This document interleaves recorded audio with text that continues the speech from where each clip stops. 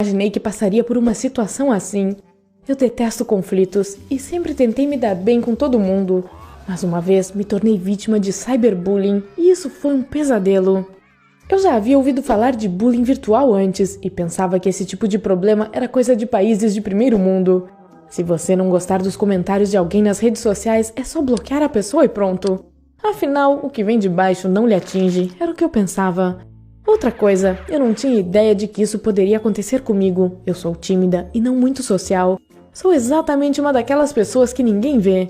Bem, isso não é legal, eu sei, mas odeio atenção. Aí, uma vez recebi essa atenção em excesso e não soube o que fazer. Tudo começou na escola, na hora do intervalo, quando comecei a conversar com um dos meus colegas de turma. Nós estávamos na mesma turma de sociologia. Era um cara muito inteligente e nós tínhamos muitos assuntos em comum, então foi uma conversa agradável. Para mim, foi uma emoção nova, já que normalmente sou a pessoa mais calada da sala. Não pense que eu estava apaixonada por ele ou algo do tipo, ele só era um cara legal.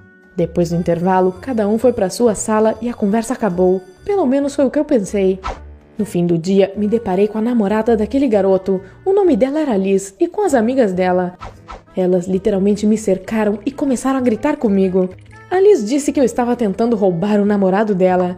Eu detesto confrontos e fiquei bastante assustada. Todas aquelas alegações eram absurdas demais. Olha, eu disse, eu não tenho intenção alguma de roubar o seu namorado, eu nem gosto dele. Isso pareceu irritá-la ainda mais e a situação estava saindo do controle. Eu achei que ela ficaria um pouquinho mais calma se eu dissesse, veja só, mesmo se eu gostasse dele, é claro que ele não gosta de mim.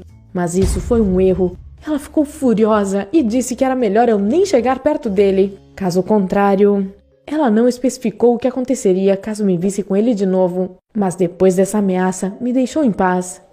Eu fiquei exausta, os conflitos me deixam cansada, mas tudo parecia ter acabado bem e fui para casa aliviada. Eu dei uma olhada nas minhas redes sociais, mesmo sendo muito tímida na vida real, consigo me soltar mais na internet. Eu tenho muitos contatos lá, amigos e seguidores, e gosto de conversar com eles. Em menos de 2 horas, algo estranho começou a acontecer. Comecei a receber um monte de comentários nojentos de contas anônimas criadas recentemente. Elas comentavam as minhas fotos e posts, me xingando e dizendo que eu era gorda, feia e burra. Eu bloqueei todas de uma vez. Embora essas contas fossem anônimas, imaginei quem estava por trás daquilo. Liz foi a única pessoa com a qual eu havia tido um conflito. Mas é claro que bloquear não resolveu nada. Havia mais contas novas que vieram para me insultar. Liz tinha mobilizado todas as amigas dela. Então eu tive que colocar todas as minhas contas no modo privado. Depois disso, elas pararam. No dia seguinte, na escola, eu vi a Liz, que tentava parecer que não estava envolvida com aquela história toda. Eu tive que enfrentá-la e perguntar o que ela pensava que estava fazendo. Ela fez cara de surpresa e me assegurou que não sabia do que eu estava falando. Que falsa! Mas eu não tinha provas. Porém, pensei que tinha resolvido o problema ativando o modo privado nas minhas contas. Quando cheguei em casa, descobri que os meus amigos estavam recebendo mensagens nojentas sobre mim daquelas contas anônimas. Foi horrível! Claro que os meus amigos de verdade ignoraram e as bloquearam, mas havia muita gente que não me conhecia tão bem e só Deus sabe o que pensaram de mim. Desta vez, as ofensas eram mais elaboradas, fofocas que diziam que eu fazia coisas horríveis, que eu fazia bullying com outros colegas, que eu roubava as coisas dos meus colegas, que eu assaltava lojas, etc. Claro, era tudo falso. Eu tive que denunciar esses usuários por cyberbullying e eles foram bloqueados, mas continuaram criando contas novas. O pior é que, primeiro, elas não pareciam querer parar, e segundo, sempre criavam novas maneiras de me torturar. Uma vez, até encontrei um clube de inimigos dedicado a mim. Havia fotos minhas da escola, relatórios do que eu estava fazendo e tudo isso com comentários sarcásticos. Me senti encurralada. Eu já não estava segura na escola e parecia que tinha alguém me observando o tempo todo. Liz e as amigas dela olhavam para mim e riam, mas fingiam não saber do que eu estava falando quando as enfrentava. Algumas até demonstraram certa solidariedade. Bloquear um grupo não resolvia, elas criavam outro.